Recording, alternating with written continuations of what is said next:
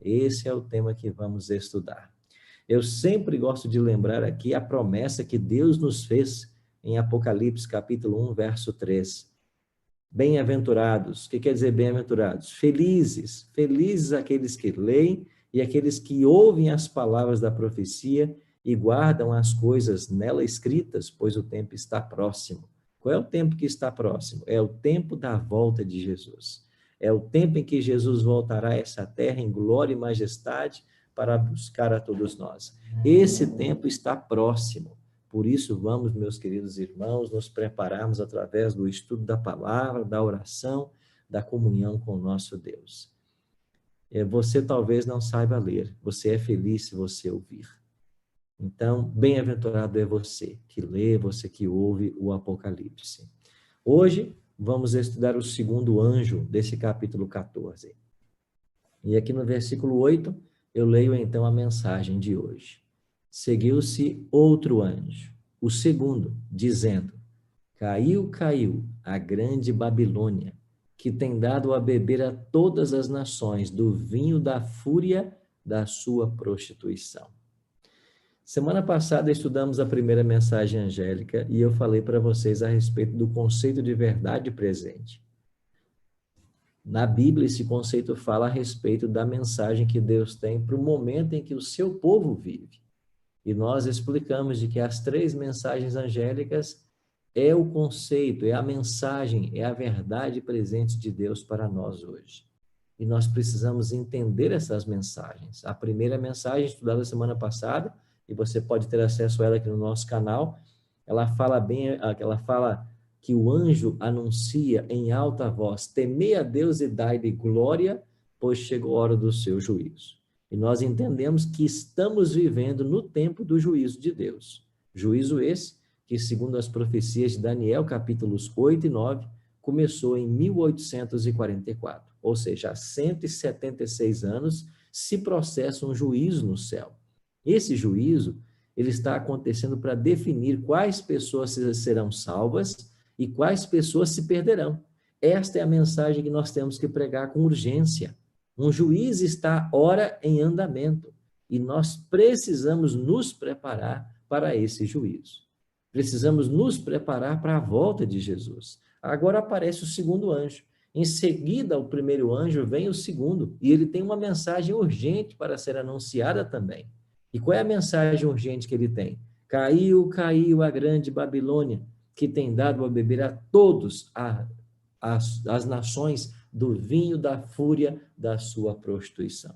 Mas o que, pastor, que significa essa mensagem? É o que nós vamos ver exatamente agora. A queda de Babilônia. Caiu a grande Babilônia. Bom, você sabe que o Apocalipse foi escrito por João, né? O apóstolo, o discípulo do amor. E quando ele está escrevendo aqui, caiu a grande Babilônia, é claro que ele não está se referindo à Babilônia lá dos tempos da Bíblia. Por quê? Porque João escreveu o Apocalipse no final do primeiro século, por volta do ano 97, 98 da nossa era, e Babilônia havia sido tomada, destruída, né? Havia caído lá no ano 539 a.C. Você se lembra muito bem que Daniel, no seu livro, fala a respeito de 4 impérios, né? O primeiro deles foi Babilônia, que dominou o mundo do ano 605 a.C. até o ano 539. Daniel esteve cativo ali em Babilônia. O cativeiro babilônico durou 70 anos. Depois veio a Medo-Pérsia, depois a Grécia, depois Roma. Depois Roma se dividiu em 10 reinos e nós estamos hoje vivendo no dia da divisão desses reinos, nos dias da moderna Europa. E é nesses dias, segundo a profecia de Daniel, capítulo 2, que uma pedra arrancada sem auxílio de mãos vai atingir os pés da estátua. E nós entendemos de que essa pedra arrancada sem auxílio de mãos, ela representa a volta de Cristo a essa terra e o estabelecimento do seu reino, o 5º reino da profecia. Agora, para entendermos a mensagem de hoje, nós temos que voltar lá para o 6º século antes de Cristo e entendermos a queda de Babilônia. Porque esse anjo está anunciando a queda de Babilônia. E o pano de fundo para se entender Apocalipse 14 e 8 é o Antigo Testamento, quando fala da Babilônia e da queda da cidade de Babilônia. Você sabe, eu acabei de dizer que o cativeiro babilônico durou 70 anos, mas Deus, através do profeta Isaías, disse que o cativeiro duraria 70 anos e depois ele levantaria alguém para tirar o seu povo da Babilônia. Aqui está a promessa de Deus. Isaías 45, verso 1. Assim diz o Senhor ao seu ungido, a Ciro, a quem tomo pela mão direita para abater as nações ante a sua face e para descingir os lombos dos reis e para abrir diante dele as portas que não se fecharão. Deus nunca deixou o seu povo em desamparo. Mesmo quando o povo estava para enfrentar fortes provações, como foram os cativeiros, Deus fez a promessa de que eles seriam levados de volta do cativeiro. O mesmo aconteceu aqui agora no cativeiro babilônico. Deus disse através do profeta Jeremias, lá no capítulo 25 do seu livro, depois você lê lá nos versos 11 e 12, olha, vocês irão para a Babilônia e vocês vão ficar lá cativos 70 anos, mas depois dos 70 anos, eu vou levantar um libertador. E aqui em Isaías o nome do libertador aparece. Quem é que Deus levantaria? Ciro. Agora, olha aqui uma outra prova de que a Bíblia é o livro de Deus, esse livro maravilhoso. Esta profecia a respeito de Ciro, ela foi dada 150 anos antes que Ciro nascesse. Olha que interessante.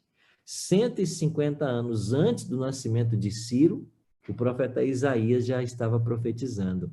O ungido do Senhor, a quem ele vai levantar para tirar o povo da Babilônia, o nome dele é Ciro. Deus no controle da história. E aqui em Isaías 44, 27 e 28, o profeta antecipou até a estratégia militar que Ciro usaria para vencer Babilônia. Olha o que diz os versos 27 e 28.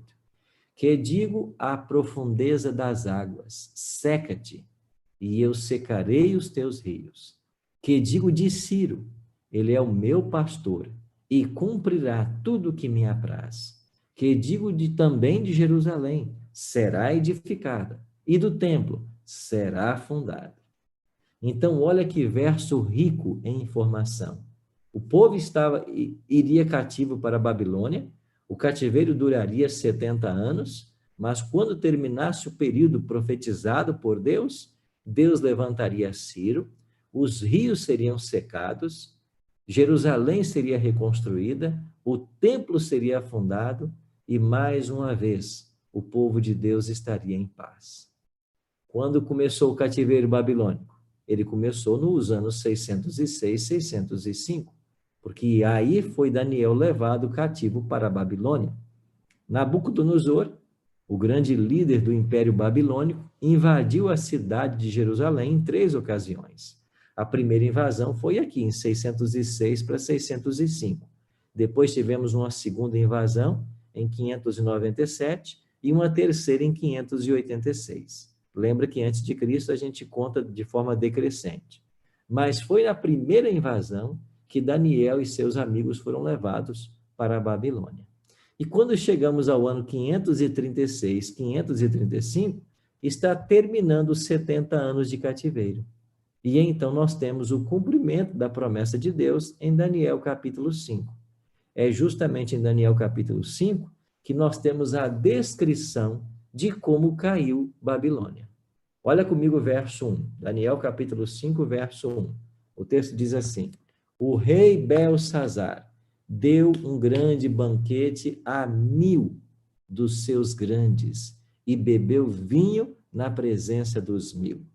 Nós estamos agora no ano 536, 535. Melhor, estamos um pouco antes disso, estamos aqui em 539. Esse banquete foi em 539. E esse rei Belsazar é neto de Nabucodonosor. Então, Nabucodonosor morre, depois vem um segundo para o trono, agora um terceiro. Esse terceiro que subiu ao trono era o neto de Nabucodonosor, chamado Belsazar. E enquanto ele estava dando essa festa para 1000 convidados, olha o que ele fez. Enquanto Belsazar apreciava o vinho, mandou trazer os utensílios de ouro e de prata que Nabucodonosor, seu pai, tirara do templo, que estava em Jerusalém, para que neles bebessem o rei, os seus grandes, suas mulheres e concubinas.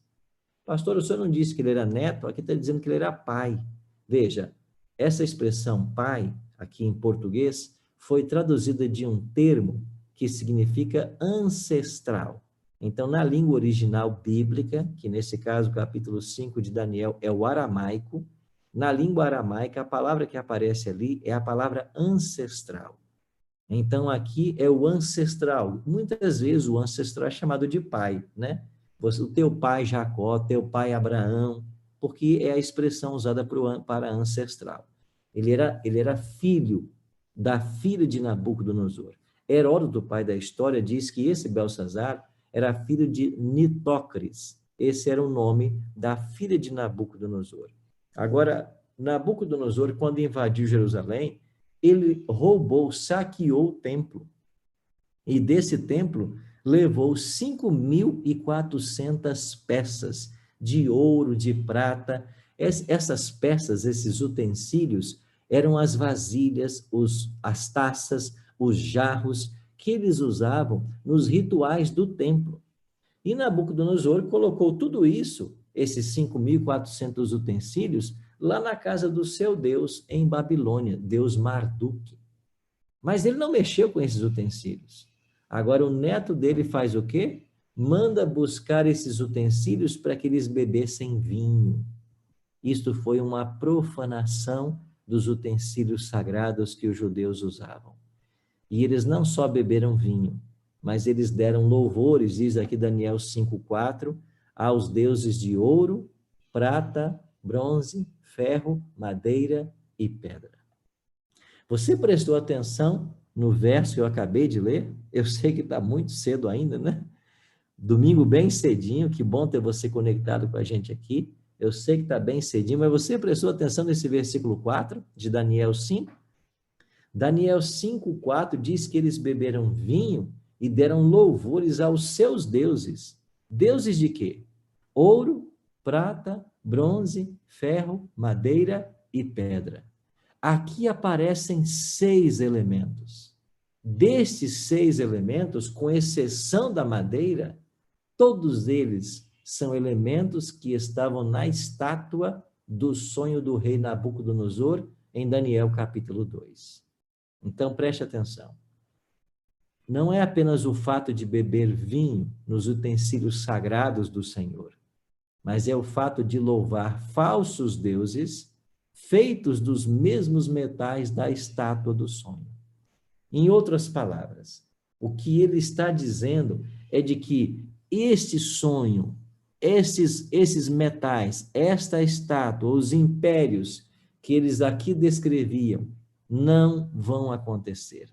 Esses impérios não vão vencer Babilônia. Babilônia não vai cair. Babilônia vai continuar com a glória das nações. É isso que o rei está dizendo ao dar louvores aos seus deuses. Mas nesse exato momento, olha aqui, no mesmo instante, Daniel 5:5, no mesmo instante, no exato momento em que eles estavam bebendo nos utensílios sagrados e louvando os seus falsos deuses de metais, apareceram uns dedos de mão e escreviam defronte do candeeiro, na caiadura da parede do palácio real. E o rei via os dedos que estavam escrevendo. Você já imaginou dedos aparecerem na parede e começar a escrever? O rei não sabia do que se tratava. O rei temeu por esta cena. E o que os dedos escreveram? Mene, mene, tekel, peres. Foi isso que eles escreveram. E agora o rei teve tanto medo, a Bíblia diz que o joelho batia um no outro de tanto que ele tremia. E sabe o que fez o rei? Mandou chamar os sábios, os encantadores, os astrólogos, os caldeus, aqueles que estavam ali para aconselhar o rei, os homens considerados sábios da época, e todos eles vieram à presença do rei, do neto de Nabucodonosor, Belsazar. E agora, quando eles chegaram, Viram aquelas expressões, mene, mene, tekel, peres, eles não entenderam nada. Olha o que diz Daniel 5:8. Então entraram todos os sábios do rei, mas não puderam ler a escritura, nem fazer saber ao rei a sua interpretação. Aí a situação piorou mais ainda, porque se os homens mais sábios do meu reino não sabem o que significam, eu não terei condições de interpretar, de entender qual é a mensagem que os reis estão trazendo para mim, que os deuses, né, estão trazendo para mim hoje. E ele ficou numa situação muito difícil.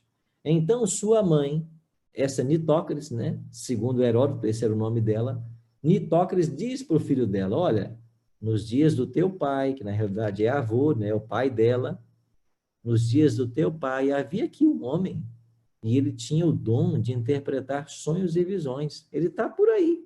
O nome dele é Daniel. E eles foram buscar Daniel, que nessa ocasião já estava aí com quase 90 anos. Porque Daniel foi levado na adolescência para a Babilônia. Já eram passados quase 70 anos de cativeiro. Então Daniel já estava com quase 90 anos. E Daniel, quando chega na presença do rei, e vê aquela escritura na parede, ele então traz para o rei a terrível sentença. Rei, sabe o que está escrito aqui? Mene, contou Deus o teu reino e deu cabo dele. Tekel, pesado fostes na balança e achado em falta. Peres, dividido foi o teu reino e dado aos medos e os persas. Daniel trouxe a interpretação da escritura e disse, o teu reino vai ser dividido e vai ser entregue aos medos e os persas. Interessante que o exército medo-persa estava lá fora já, acampado, pronto para a guerra. Só que Belsazar não temia nenhum exército, porque Babilônia era considerada uma cidade inexpugnável. Em outras palavras, uma cidade que não poderia ser vencida. A principal estratégia militar daqueles tempos era o cerco, quando um exército cercava a cidade. Mas Babilônia, por ser alimentada pelos rios Tigre e Eufrates, e o rio Eufrates passava dentro da cidade, ela poderia resistir a um cerco de 20 anos. Ou seja, nada amedrontava os babilônicos. As suas altas muralhas não deixavam que ninguém entrasse. Então eles estavam seguros de que não seriam vencidos. Mas Ciro já estava lá fora. Ele se aliou a Dario, seu tio, os medos se aliaram aos persas, e Ciro, por intuição divina, o que ele fez? Isaías havia profetizado de que os rios seriam secados, e foi isso que Ciro fez. Ele desviou as águas do rio Eufrates. E quando ele desviou, as águas baixaram. E ele entrou com os seus soldados marchando pelo leito do rio. O rio cortava a Babilônia na diagonal. E quando eles chegaram lá, nos portões de Babilônia, que deveriam estar todos trancados, para que ninguém acessasse a cidade pelo leito do rio, os portões, diz Heródoto, o pai da história, estavam todos escancarados. E aí você se lembra do verso que eu li esta manhã, quando Deus diz que Ciro era ser ungido, de que ele iria adiante dele, de que ele abriria as portas que não se fechariam. O próprio Deus foi quem abriu essas portas. E foi por aí que Ciro entrou. E Daniel 5, 30 e 31 diz que naquela mesma noite foi morto Belsazar, rei dos caldeus, e Dario Medo, com cerca de 62 anos, se apoderou do trono. Caiu a grande Babilônia. E esta queda de Babilônia, lá do ano 539 a.C., é usada agora como um pano de fundo para a queda de Babilônia da segunda mensagem angélica de Apocalipse 14. Mas não só em Apocalipse 14, em Apocalipse 18, também você tem o anúncio da queda de Babilônia. E olha o que diz Apocalipse 18, versos 2 e 3. Então exclamou com potente voz, dizendo, caiu, caiu a grande Babilônia, e se tornou morada de demônios, covil de toda espécie de espírito imundo e esconderijo de todo gênero de ave imunda e detestável, pois todas as nações têm bebido do vinho do furor da sua prostituição. Caiu, caiu a grande Babilônia. Agora, pastor Arilton, se Babilônia caiu lá no 6º século antes de Cristo, que Babilônia é esta que o Apocalipse anuncia que está caindo? Certamente não é a cidade física, mas é a Babilônia espiritual.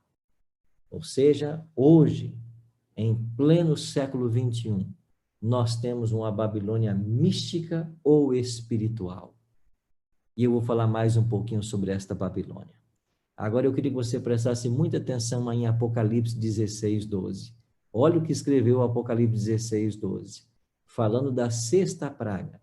Derramou o 6º a sua taça, aonde?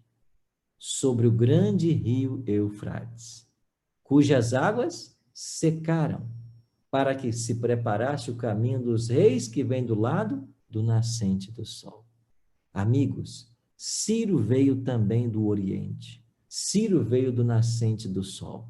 Ele secou o rio Eufrates, ele derrubou Babilônia, e agora na 6ª praga, ela é derramada sobre o grande rio Eufrates, cujas águas se secam. Para quê? Para preparar os caminhos que vêm do Oriente, do lado nascente do sol. E quem são os reis que vêm do Oriente aqui? Cristo e seus anjos. Assim nós chegamos à conclusão de que a Babilônia física, lá do 6º século antes de Cristo, ela é um símbolo profético da Babilônia mística de Apocalipse. Ciro é um tipo de Cristo. O rio Eufrates representa hoje as condições políticas e sociais do século 21. E os reis que vêm do Oriente representa Cristo e seus anjos. Ou seja, o rio Eufrates está novamente secando. As condições políticas e sociais estão sendo preparadas para a vinda do ungido do Senhor, para a vinda de Cristo, que na profecia foi tipificado por Ciro. Por isso, a Babilônia dos dias atuais significa a confusão religiosa que se assentou em nossos dias. E eu queria falar um pouquinho para você dessa confusão religiosa e do apelo que Deus faz para mim e para você. Qual é o último apelo de Deus para a humanidade? Está aqui em Apocalipse 18, verso 4. Retirai-vos dela, povo meu, para não serdes cúmplices em seus pecados e para não participardes dos seus flagelos. Meus queridos amigos, Deus tem um povo em Babilônia. Deus tem um povo em Babilônia. E a Babilônia, lá do 6º século, que aprisionou o povo de Deus por 70 anos, ela está agora no Apocalipse representada por essa Babilônia mística que tem aprisionado o povo de Deus. Babilônia, que essa confusão religiosa que se assentou em nossos dias, ela busca prender todas as pessoas nas suas garras, como fez Babilônia com o povo de Deus no passado. É isso mesmo. Mas dentro dessa Babilônia, desta confusão religiosa que hoje nós vivemos, Deus tem muitos filhos e filhas sinceros. E pode ser que eu esteja conversando com alguém nesta manhã, que é um filho, uma filha de Deus, mas que tem estado preso em Babilônia. Pastor, como assim? Como estar preso em Babilônia? Que Babilônia é esta? Que confusão é esta? Eu vou explicar melhor para você. Babilônia hoje, ela está se polarizando. Esta Babilônia mística do Apocalipse, ela está se polarizando, pelo menos em 4 segmentos. As religiões modernas, elas podem ser segmentadas em 4 pontos. Primeiro, igrejas que só falam em dom de línguas. O assunto delas, o tempo todo, é dom de línguas. O que interessa para essas igrejas é apenas o dom de línguas. Segundo polo de igrejas, só falam em exorcismo. Em todo culto, a nota tônica é a expulsão de demônios. Terceiro polo de igrejas, só falam na cura divina. Oferece-se uma cura em todos os cultos. Cura essa que muitas vezes nunca chega. Quarto bloco de igrejas ensinam a teologia da prosperidade. Todo culto o que se ensina é que você tem que ser rico, que Deus é obrigado a abençoar você, que se você servir a Ele, você vai prosperar. Esse é o ensino fundamental da teologia da prosperidade. Amigos, eu criei esse canal na internet, não foi para trazer aqui apenas mensagens que acalentem o nosso coração. Eu acredito fortemente, piamente, que a mensagem da palavra de Deus, ela aquece o nosso coração em todo momento. Mas a palavra de Deus também é como uma espada de dois gumes, viva e eficaz, para penetrar até as juntas e medulas e para separar a verdade do erro, separar o falso do verdadeiro. E a palavra de Deus nos alerta nessa manhã de que existe uma Babilônia hoje, e esta Babilônia está associada à confusão, confusão religiosa, confusão espiritual. E eu tenho que dizer, com todo o amor e carinho que você merece, algumas verdades que têm que ser ditas. Primeira delas: existem milhares de igrejas pentecostais e neopentecostais e mesmo um ramo do catolicismo, onde em todo culto existe o que eles chamam de glossolalia, ou glossolalia, o falar em línguas. Pastor, isso não é bíblico? É bíblico. É bíblico, sim. E eu até fiz uma live só sobre esse tema. Aqui no canal você vai encontrá-la. O dom de línguas. O dom de línguas é bíblico, mas o que se fala nas igrejas hoje não é dom de línguas. E vou dizer para você por que não é. Porque quando os apóstolos, em Atos capítulo 2, receberam o Espírito Santo, foram batizados pelo Espírito e falaram em outras línguas, guarda aí, na Bíblia não existe língua estranha. Essa expressão estranha, ela não está na Bíblia. O que existe na Bíblia são outras línguas. Não é estranha. E lá em Atos capítulo 2, no dia de Pentecostes, os discípulos falaram a língua de mais 14 ou 16 nações que por ali estavam. Lá menciona todas elas: partos, medos, elamitas, naturais da Capadócia, Ponto, Ásia, Frígia, Panfilha. Todas essas pessoas não falavam o grego e o aramaico falado pelos discípulos. Mas os discípulos pregaram na língua destas pessoas. Então, o que é dom de línguas? Eu vou resumir. É a capacidade sobrenatural que Deus dá ao crente de falar uma língua com a qual ele nunca teve contato. Mas em Atos capítulo 2 explica que língua é esta. É uma língua materna. Esse adjetivo aparece no texto bíblico. Vou explicar para você. Imagine que entrasse agora na nossa live um russo, lá da Rússia, mas eu nunca estudei russo e não sei falar russo. Só que se ele entrasse na nossa live agora, ele começaria a me entender em russo, como você está me entendendo em português. Isso é dom de línguas. Eu falo numa língua com a qual eu nunca tive contato e a pessoa entende perfeitamente.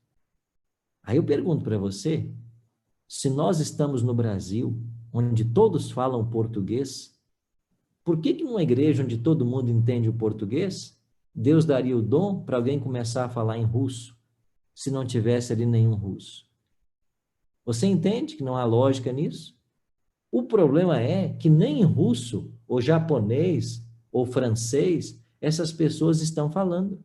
Elas estão falando numa língua que ninguém entende, porque é uma língua desconhecida. Alguns até dizem, não, porque eles estão falando a língua dos anjos. Língua dos anjos? Quando os anjos vieram à Terra, eles falaram em que língua? Eles falaram na língua das pessoas. Eles falavam hebraico, quem falava hebraico. Falaram em aramaico, quem falava aramaico. Falava grego, falaram em grego, quem falava grego. Os anjos falam a língua que as pessoas precisam entender. É lógico que eu acredito que existe uma língua que não é o português, não é o inglês, não é o francês, que Deus tem no céu, eu não sei qual que é. Mas não existe essa história de que você fala línguas estranhas, que nem tem essa expressão na Bíblia. O verdadeiro dom de línguas é quando Deus deseja alcançar alguém e então você fala na língua desta pessoa, para que ela seja alcançada com o evangelho. Tem que ser uma língua materna, falada em alguma nação. É isso que aconteceu em Atos capítulo 2. Mas estas igrejas se reúnem, e escuta com atenção, e dentro dessas igrejas está cheia de pessoas sinceras, gente sincera. Você que fala língua estranha, eu acredito na tua sinceridade. Eu acredito que você é um filho, uma filha de Deus, que está buscando servi-lo de todo o coração. Mas, pastor, se eu sou temente a Deus, eu busco estar perto dele, eu busco orar todos os dias, ler a palavra, o que eu estou falando então? Você está falando algo que a igreja te ensinou a falar. Você está falando algo que você nunca entendeu o que é, mas a igreja te ensinou assim. E você, na sua sinceridade, abraçou esse ensino. Qual é o convite de Deus para você hoje? Sai de Babilônia. Sai de Babilônia. Sabe por quê? Porque enquanto as pessoas o culto inteiro falam em línguas estranhas, esse livro aqui, ó, quase não é estudado. E aí você percebe que você assiste o meu canal, assiste a TV Novo Tempo, assiste o Bíblia Fácil, e você começa a ouvir um monte de assuntos que você nunca ouviu na sua igreja. E por que nunca ouviu? Porque o tempo inteiro está sendo gastado ou gasto em falar a língua que ninguém entende. Eu oro sinceramente para que o Espírito Santo de Deus esteja aí, bem pertinho de você, para que você entenda de que essa mensagem é a mensagem urgente a ser pregada. É a mensagem que vai preparar um povo para a volta de Jesus. Eu oro para que o homem, o pastor Arilton, desapareça agora, para que o Espírito Santo apareça, para que ele fale ao seu coração e para que ele ajude você a sair de Babilônia. Sabe por quê?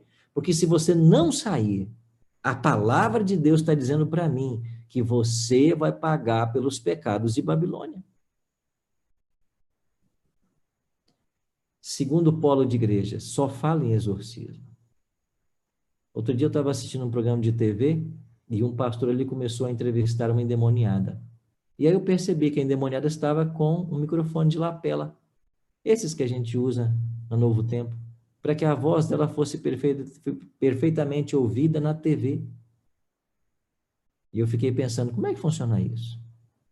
O endemoniado ali no programa de TV, microfonado, quer dizer que tem a hora do endemoniado chegar na TV, ele vai lá ser maquiado, agora põe o microfone nele, o demônio agora aguarda, porque daqui a pouco começa o programa. É assim que funciona?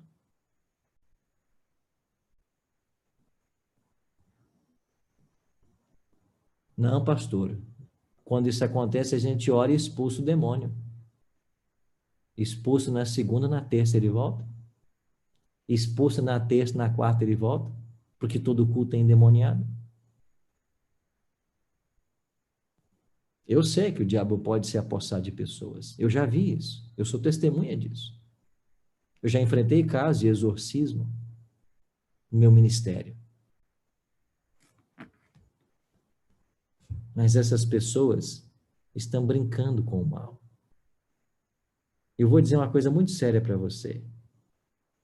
O diabo está brincando com essas pessoas. Outro dia uma mulher disse para mim assim, pastor Arilton, vocês adventistas, vocês não têm poder, vocês não expulsam demônios. Eu respondi na hora para ela, poder não tem a tua igreja, porque todo dia tem demônio nela. Cadê o poder da sua igreja? Expulsa o demônio num dia, no outro dia ele volta. Que poder é esse? Na igreja adventista há poder, porque o demônio não fica lá se manifestando todo dia. Pode acontecer dele se manifestar uma vez ou outra? Pode. Eu disse para você que eu já vi isto. Mas quando ele se manifesta em nossa igreja, o povo começa a orar. Para quê? Para que o diabo seja expulso. E expulso por quê? Porque a igreja adventista não é a casa dele, não é lugar dele. E quando ele começar com um showzinho dele, nós vamos orar. E ele vai ser expulso. Sabe por quê? Porque Cristo é o dono dessa igreja. É ele que se faz presente em todos os cultos. Ele é a autoridade dessa igreja. A igreja adventista não tem dono humano. Pastor Arildo não é dono de nada. O líder maior da nossa igreja no mundo, pastor Ted Wilson, não é dono de nada. A igreja adventista não tem donos humanos. Ah, a sua tem? A igreja que você vai tem um dono? Ah, o dono já está milionário? Pois deixa eu dar mais uma informação para você. Nós, pastores adventistas, somos todos assalariados. Aqui no Brasil, por exemplo, temos o mesmo salário. Nesse país continental. Eu posso estar hoje na Novo Tempo, o meu salário é o mesmo salário de um pastor que está atendendo uma igreja de 50 membros, lá no interior da Amazônia. É o mesmo salário, porque nós somos assalariados. Nós somos obreiros desta igreja. Estamos a serviço 24 horas da igreja. Não somos dono de nada. Mas eu sei que a confusão religiosa de hoje, Babilônia, é esse monte de igrejas que não ensinam a Bíblia, mas ficam ensinando dom de línguas que não são dom de línguas, expulsão de demônio que de fato não acontece, brincando com, melhor, o demônio brincando com eles, pessoas que em nome da fé estão ficando milionárias, estão usando o seu dízimo e a sua oferta para comprar mansões, comprar propriedades, fazendas, etc, etc. É claro que tem muito pastor nas igrejas pentecostais, neopentecostais, que são servos de Deus, pessoas que são honestas, que vivem ali do dízimo da igreja, mas não exploram a igreja, não lançam mão do que não é dele. Você está entendendo? Mas para que essa história de expulsão de demônio todo dia o demônio está ali. Cadê o poder dessa igreja se o demônio vem todo dia? E enquanto fica ali na história do exorcismo, a Bíblia nem aberta é. Aí a gente começa a falar aqui no Novo Tempo de santuário, falar de mortalidade da alma, falar de salvação pela graça e juízo pelas obras, falar de 1000 anos que nós vamos ter após a volta de Cristo. E a pessoa, eu nunca ouvi isso. Claro que nunca ouviu. O culto foi gasto o tempo inteiro em ficar expulsando demônio, em falar uma língua que ninguém entende. Terceiro bloco de igrejas, cura divina. Ah, vem e você vai ser curado. Eu vou orar e você vai ser curado. E fica se prometendo cura o tempo inteiro. Mas, pastor, o dom de curar não é bíblico? É bíblico, meu irmão. Assim como o dom do exorcismo é bíblico. Assim como o dom de línguas é bíblico. Sim, minha irmã, são bíblicos.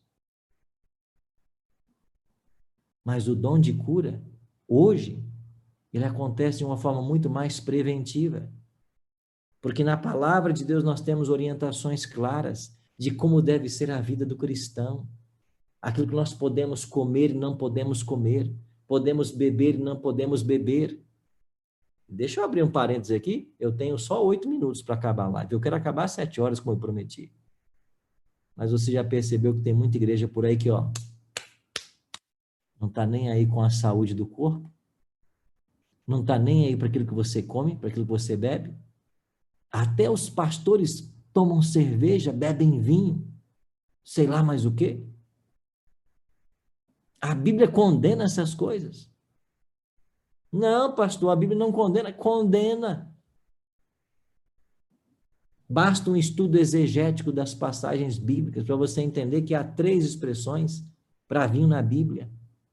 Uma delas é o puro suco da uva, foi esse que Jesus bebeu lá em Caná da Galileia.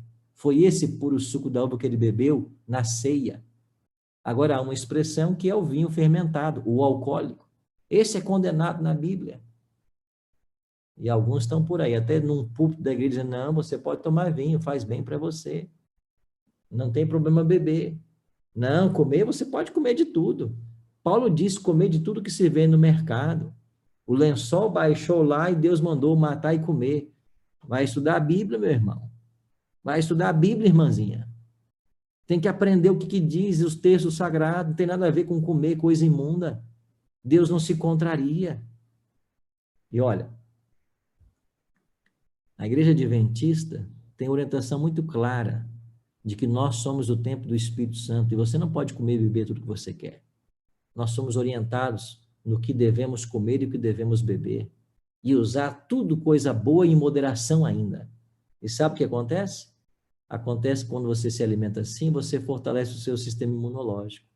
Quando você vive os remédios naturais que Deus deixou para nós, e são 8, você vive uma vida com mais saúde. Você se protege dos vírus que estão matando milhares. Esse é o dom da cura que nós temos hoje. É claro que eu acredito na cura sobrenatural, e ela pode acontecer, e Deus dá para alguns o dom de curar. Eu acredito nisso. Eu sou testemunha de curas. Eu sou testemunha. Mas este tipo de cura que você lê no Novo Testamento, hoje é uma exceção. Porque a cura que Deus quer para o seu povo, ela é preventiva. É você cuidar bem do seu corpo para você não ter a doença. Estamos falando de saúde holística, saúde integral. E o último polo de igrejas. Igrejas que só falam na teologia da prosperidade. Dá tudo que você tem para Deus e você vai prosperar. Ser fiel a Ele em tudo e você vai ser um milionário. Amigo, Deus nunca te prometeu isso. Nunca. Essa teologia da prosperidade ela é falsa. Mas, pastor, você não acredita que Deus pode fazer prosperar o seu servo? Acredito. Abraão era um dos homens mais ricos do mundo. Jó, um milionário. Eu acredito. Agora, Deus quer que todos sejam milionários? Não. E sabe por que não? Porque na vida de muitos, a riqueza seria uma desgraça. E na vida de muitos, até o pouco que as pessoas têm, está separando ela de Deus. Imagine se tiver muito. Eu acredito numa palavra do Cristo, onde ele diz assim, aquele que é fiel no pouco, também será fiel no muito. E se Deus sabe que ele pode conferir, pode dotar você de bens terrestres, sabendo de que isso não vai afetar a sua fé, nem vai te separar de Deus, ele pode fazer isso. Se ele quiser, ele pode dar esses dons para você. Mas é Deus quem escolhe. Por isso, meu amigo, o convite final para você hoje é: se você sabe que você está em Babilônia, saia de Babilônia.